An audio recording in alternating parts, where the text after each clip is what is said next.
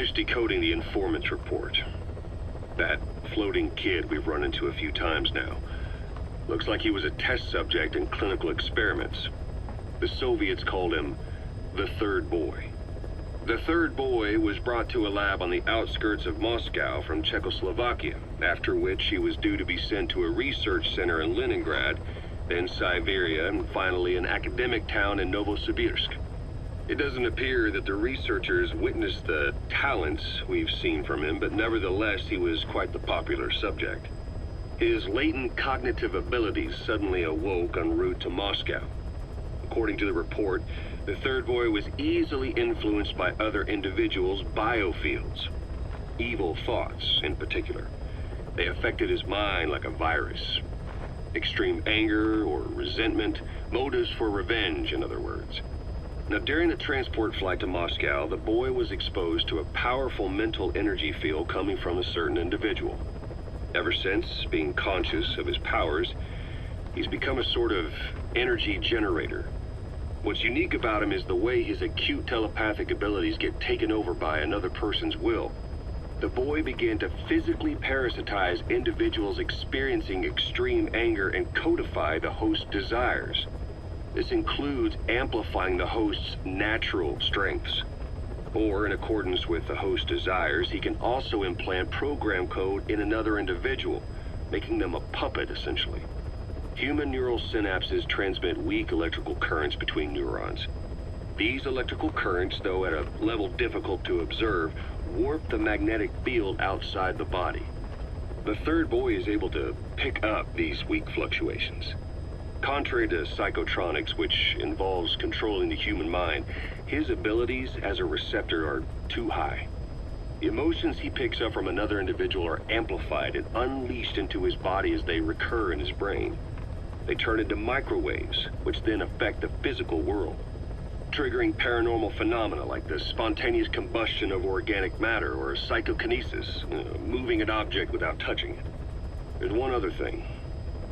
While he's parasitizing the host, the boy's ego gets shut away, allowing the will of the host to take control of his powers, like some annoying static drowning out your own voice.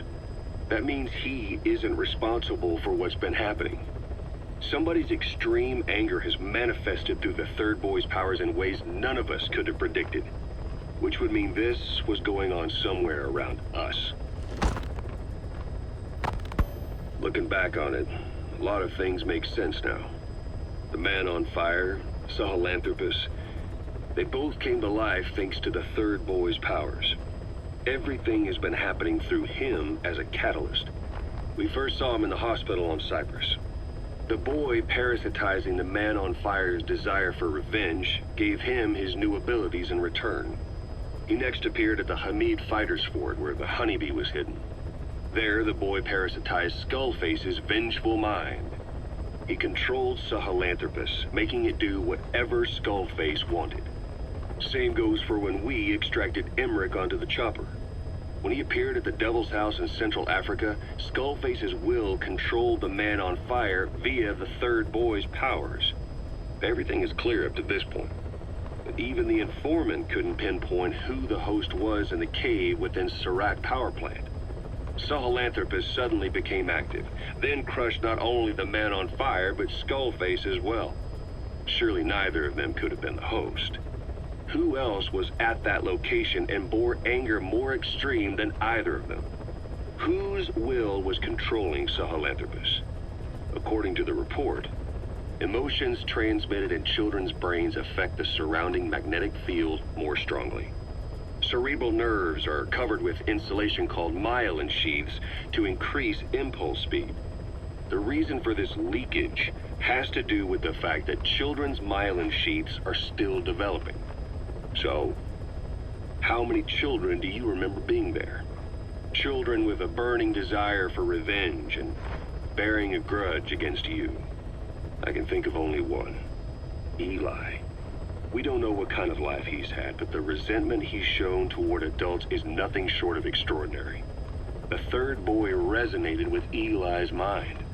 And that means Eli bore the strongest animosity of all individuals within the boy's reception range, estimated to be a 3-mile radius, beating out even Volgin and Skullface. The third boy has probably remained hooked on Eli's anger since. You remember at the Devil's House, the third boy showed an interest in Shabani? That must have been his ego making a rare appearance. He may possess abilities far beyond anyone else in the world, but he's still a kid. Maybe them both being kids was enough to bring them together. And if so, maybe with Eli, he isn't feeding off him, but acting in symbiosis with him. So what kick-started the third boy's powers? If we look at the location and time that his plane went down, we can make a pretty good guess.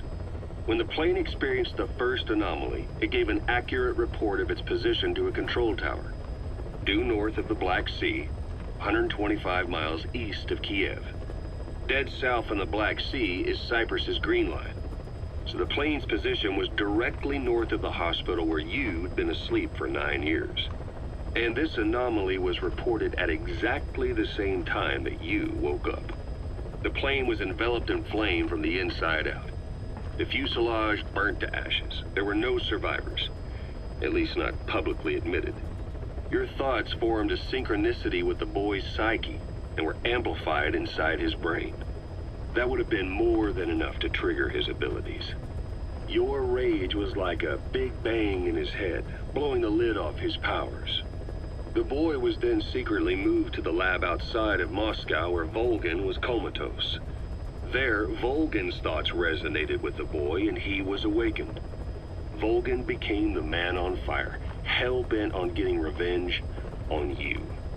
His instincts led him straight to you. Skullface knew Volgin from Operation Snake Eater, or perhaps from even before. Monitoring this pair of extraordinaries, he discovered the hospital and sent his assassin and XOF. Skullface was probably watching the situation from close by. Then, realizing how useful these two test subjects could be, he approached them. Reacting to Skullface's thirst for revenge, this time the boy let Skullface's will control Volgin. Volgin, at times driven by personal revenge, at times through Skullface's will, kept on moving, though his body was little more than dead meat. Perhaps there were moments where even your thoughts affected him as well. But without the boy's power, it was like the plug had been pulled from the socket. Everything was powered by anger, malice, revenge. This is how the end of the report sums things up. Both the third boy and the man on fire were originally test subjects of paranormal research for military applications, like telekinetically controlling the leader of an enemy nation and making him launch a nuke, or stopping the heart of someone on the wrong side of the Berlin Wall, experimenting with latent human abilities. They were used as tools of the Cold War. The boy's only crime was being born with unique gifts. But he was sacrificed on the altar of war. His life reduced to slavery under other people's wills. Turned into a living weapon with no will of his own. Eventually, the only emotion he could feel must have been the desire to get revenge for the hand he'd been dealt. Boss, it's you that awakened the boy's powers. But there's more to it than that. I guess the anger emanating from you was something he could truly relate to.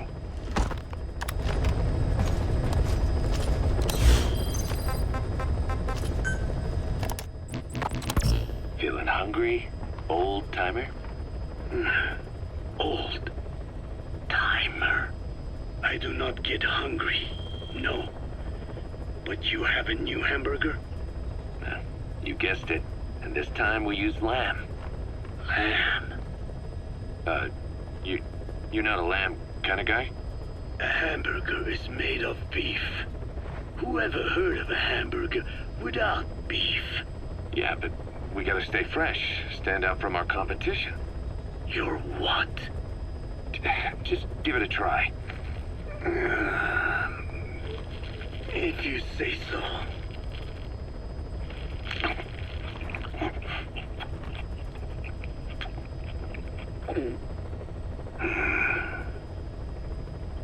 Not bad. But I cannot call this a hamburger. I thought we were onto something this time. Maybe the problem is that it looks like a regular hamburger. Gotta think outside the box. Too much baggage if they come in expecting just another burger. Let's see, cotton candy? To make it look like a sheep? Yeah. Just a minute. You really think people would eat that? What is it you are planning? Are you using me? A taste tester? A one-man focus group? Well, actually, I've already started.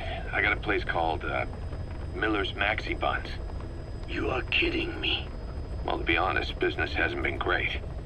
No one seems to like my, buns. The Ocelot said Diamond Dog's budget did not add up. But you don't mean to tell me. What? No. Our black budget's got it all covered. I'm not embezzling GMP or anything. Still, let's not say anything to Snake, okay? Very well. However, Kazuhira, it takes more than premium ingredients and a clever recipe to satisfy the palate. Okay, so what do we do? The palate seeks one thing: chemical additives.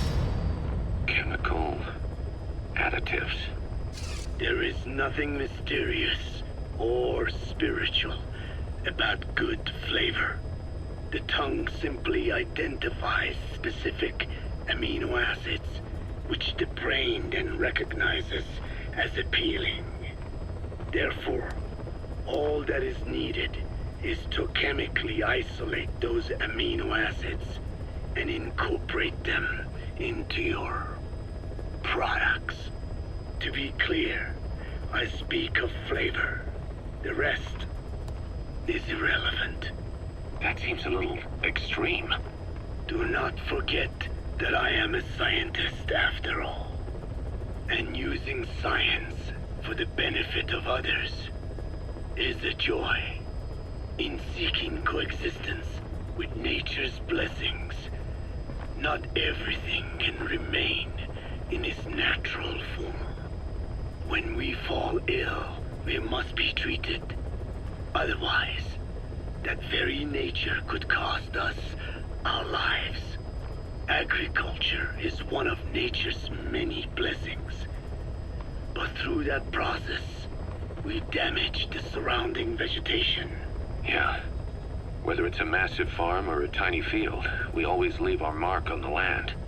The same is true of parasites and for food preparation. If tapeworms in the raw meat of another animal enter the human body, they roam around trying to find their usual habitat, sometimes even eating away at the brain in their confusion. So in looking through a scientific point of view, you see the necessity for processing food. Yes, it is also sometimes necessary to eliminate certain parasites, or selectively use or even modify others. Alternatively, we could say that if a man is part of nature, the work he does is also part of it. What is important is the balance. Yeah, you're right. Thanks, old-timer. You really opened my eyes.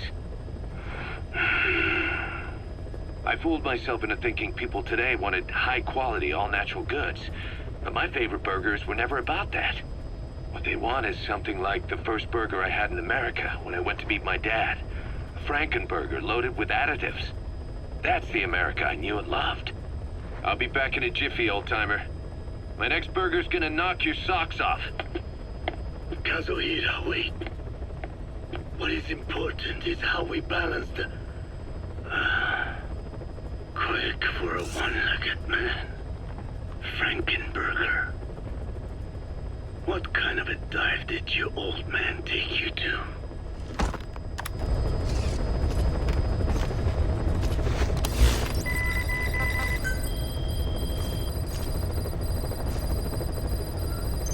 Please select a mission.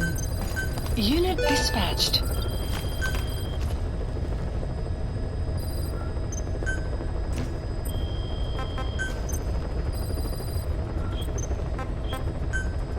Commencing platform construction. Please specify a project.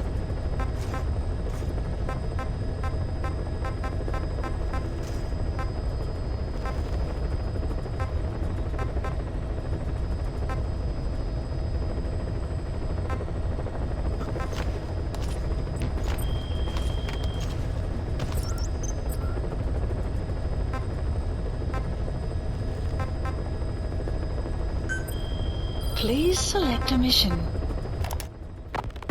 The CFA are gearing up for a large-scale attack against Angola's MPLA government. They're assembling an armored column to the north of Nova Braga Airport and will be ready to move soon. We've been contracted by the MPLA to put a stop to them. But the civil war will keep burning on, whether we accept this job or not. Another East-West proxy war with the communist MPLA on one side and the capitalist-funded CFA on the other. An endless seesaw of blood and violence played out in the hands of the superpowers. I had my doubts at first, but I think we should take this job. Skullface is gone, but Cypher still remains. Competition with rival PFs will only get more intense.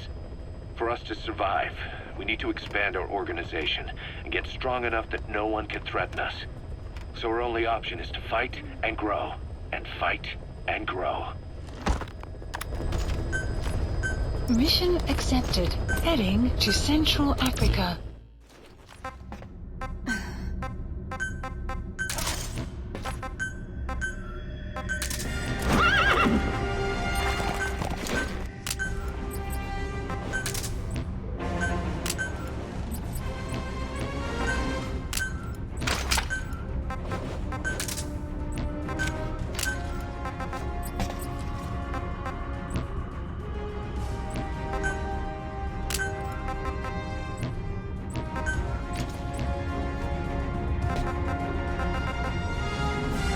Deploying.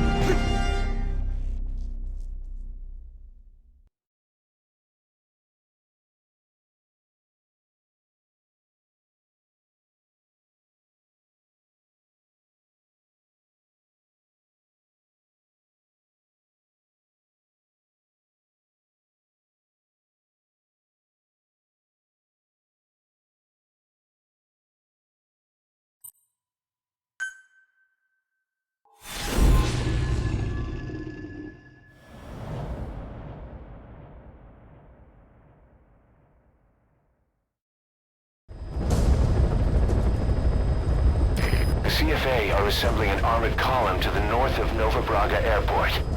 Your job is to wipe them out. Listen to the tape for the contract details. Just be aware that the column's commander served with 5 Commando and later made a name for himself in South Africa's 32 Battalion. He's a hardened veteran, so don't take him lightly. Boss, I have a report from the intel team. The targets are now on the move. I've sent their predicted route to your iDroid. Check your map.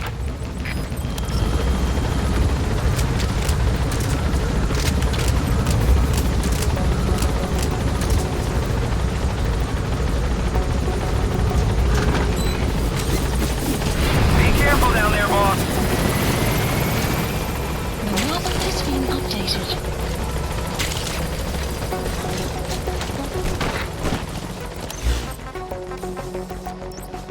Marker placed.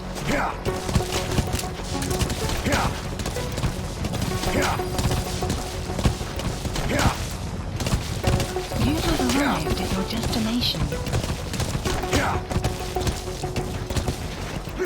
Extraction arrived at Mother Base.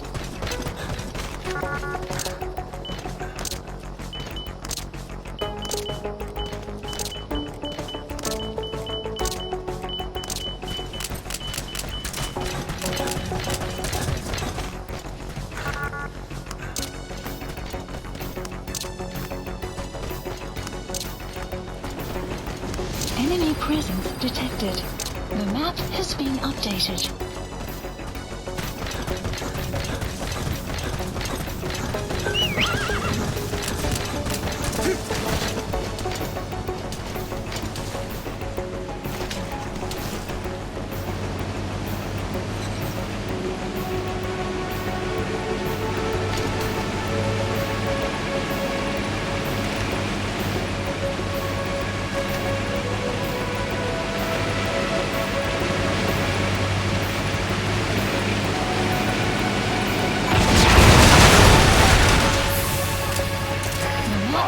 have new targets.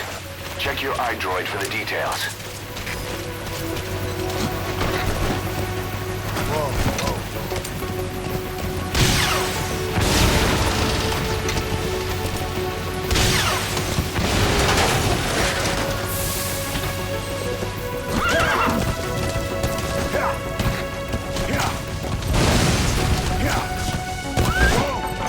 Flawless work. You never cease to amaze, boss.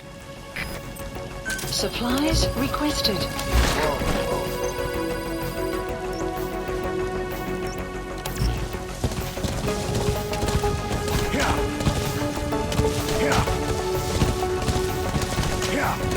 Supply drop complete. Enemy presence detected. The map has been updated.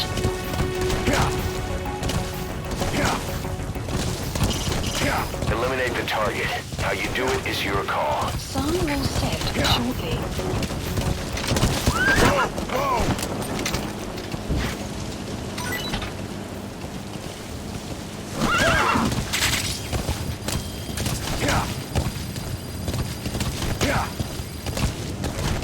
Enemy presence detected. The map has been updated.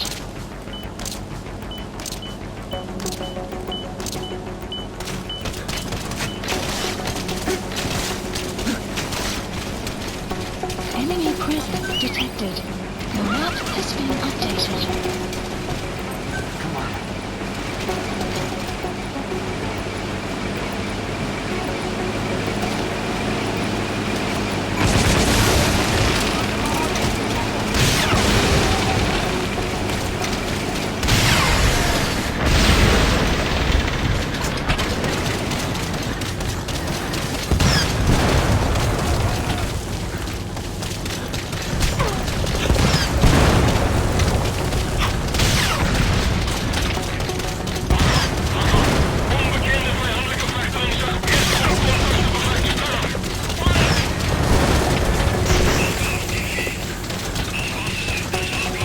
Enemy presence detected.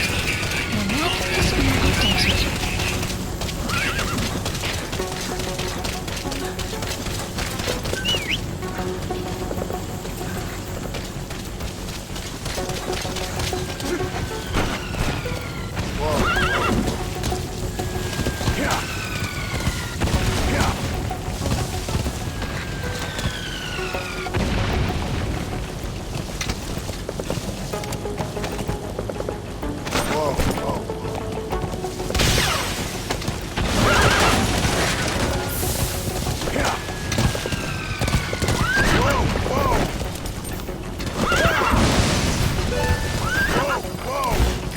Nice work, boss. The targets are almost history. Supplies requested. Marker placed. Enemy presence detected. The map has been updated. Supply drop complete.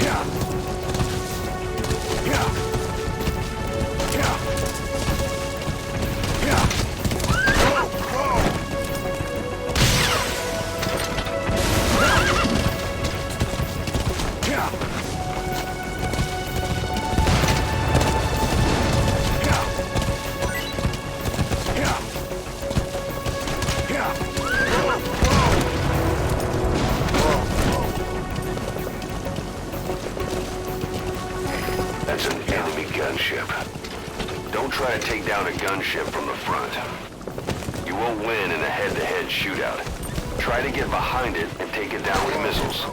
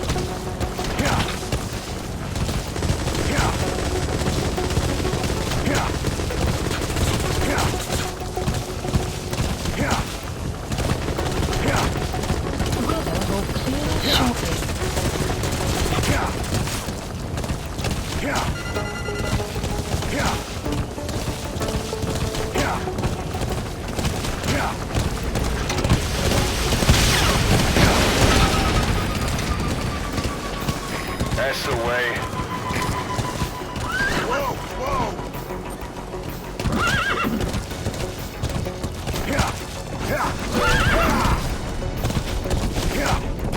Just one target left.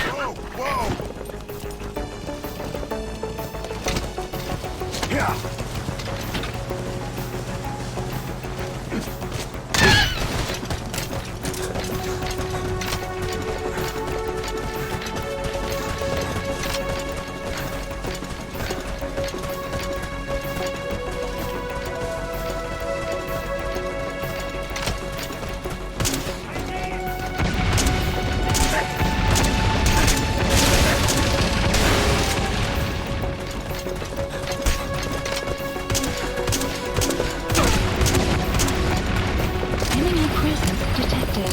The map has been updated.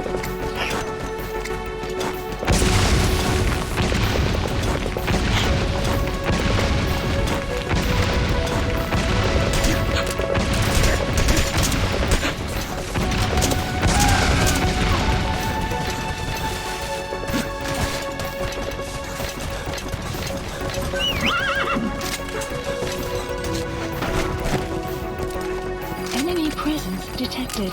The map has been updated.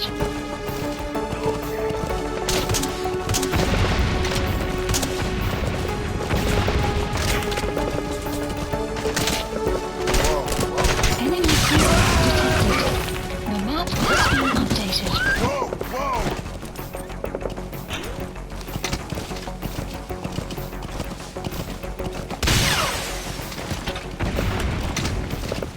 Enemy presence detected. The map has been updated.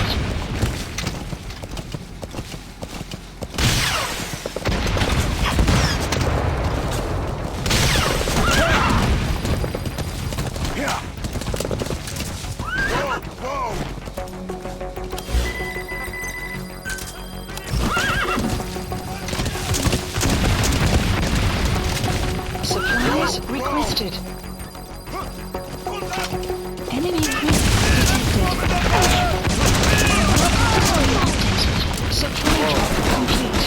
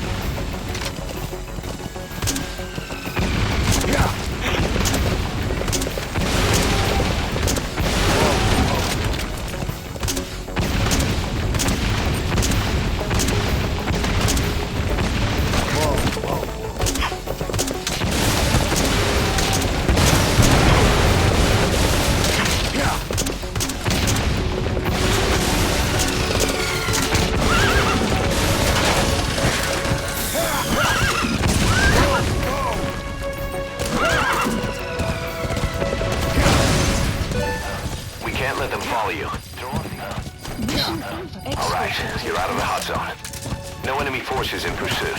Mission complete.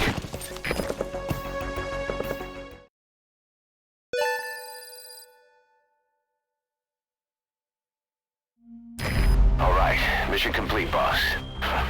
Maybe you'll actually break a sweat next time, huh?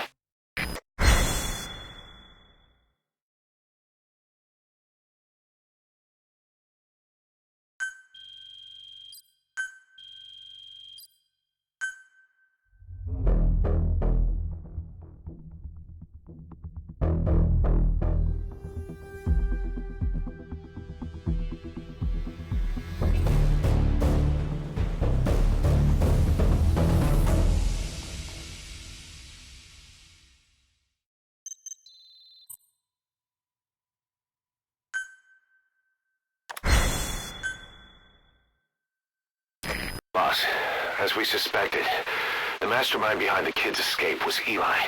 It's hard to believe, but apparently he'd been plotting an armed uprising against us. He could be hiding something else, too. Ocelot's gonna press him for answers. Get back here as quick as you can.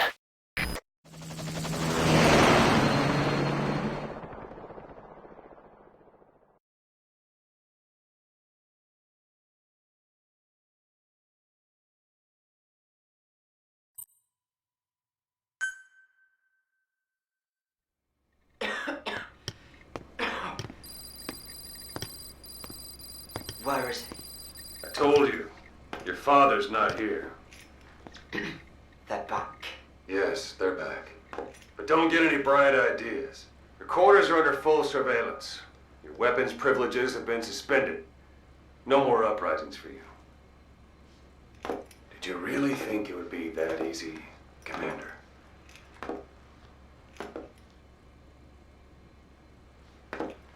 You'll get your boys back. They'll even see the boss, too. But first, I need to know what you sent them to do. They wanted to leave. To their homelands. They wanted to go home. That's all. So they were just homesick then. Not quite. Militia warlords, PFs, the armies that murdered their families. Cousins, brothers, parents. They all had someone they wanted to kill.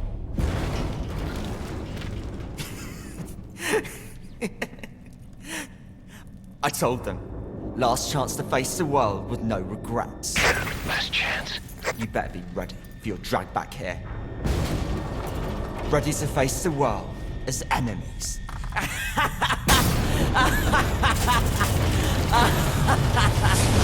No!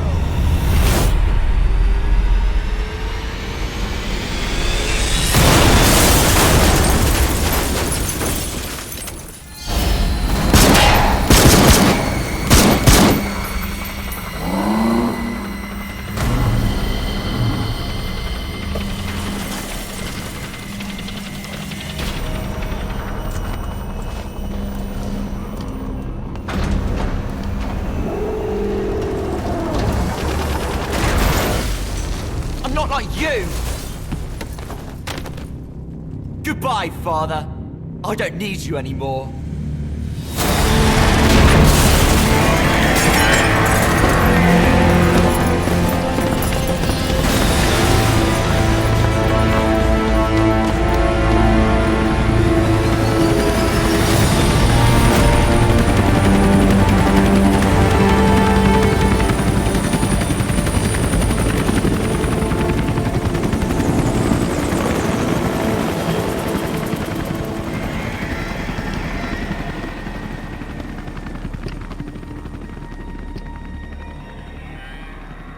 Was Ralph really an accident?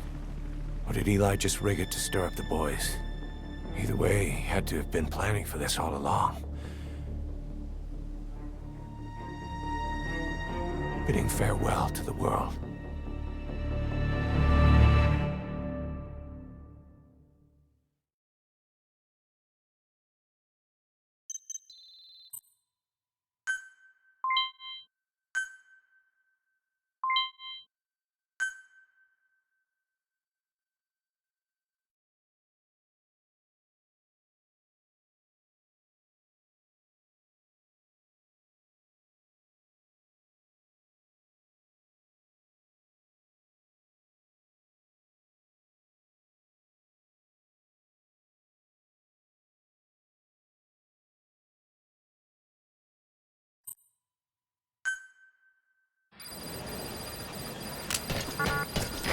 Boss, we're looking for the kids in Sahelanthropus, but there's still no sign of them. We don't know if the chopper pilot is alive either. What have we gone and put in the hands of those kids? We don't know how bad this is until we find them. Also, regarding our concerns about Eli, I finished looking into whether or not he's a product of that project. I have an answer. I put it on tape. Give it a listen.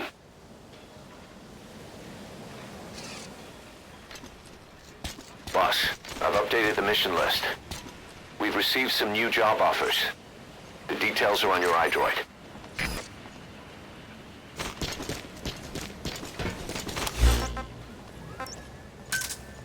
Roger.